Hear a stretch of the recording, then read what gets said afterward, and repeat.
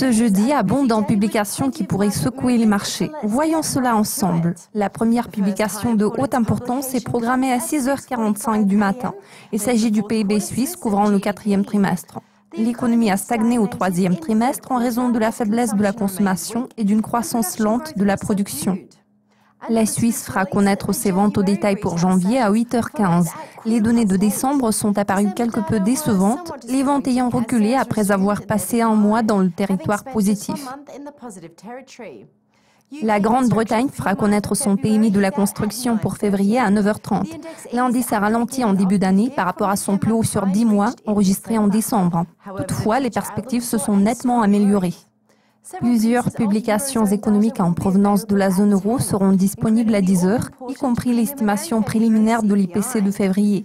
L'inflation annuelle s'est accélérée grâce à la hausse des prix du pétrole, mais les responsables de la BCE accordent plus d'attention à l'estimation de base.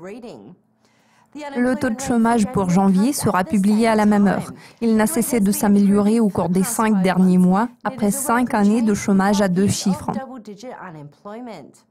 L'indice des prix à la production pour janvier est également prévu à cette heure-ci.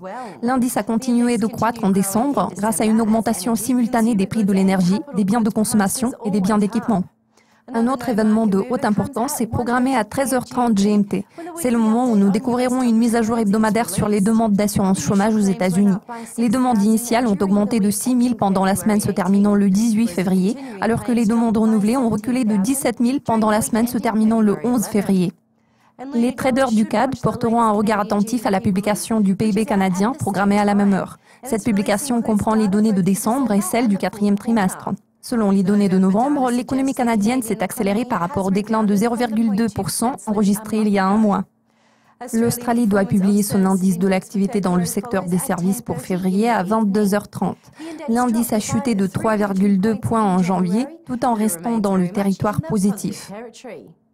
Nous découvrirons l'IPC japonais étroitement surveillé pour janvier à 23h30. L'inflation annuelle s'est établie à 0,3% en décembre. Les prix des denrées alimentaires ont affiché la plus forte croissance, tandis que ceux de l'énergie ont connu la plus forte baisse.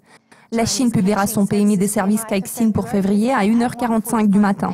L'indice a ralenti en janvier, perdant 0,3 points par rapport à son plus haut sur 18 mois, atteint un mois plus tôt.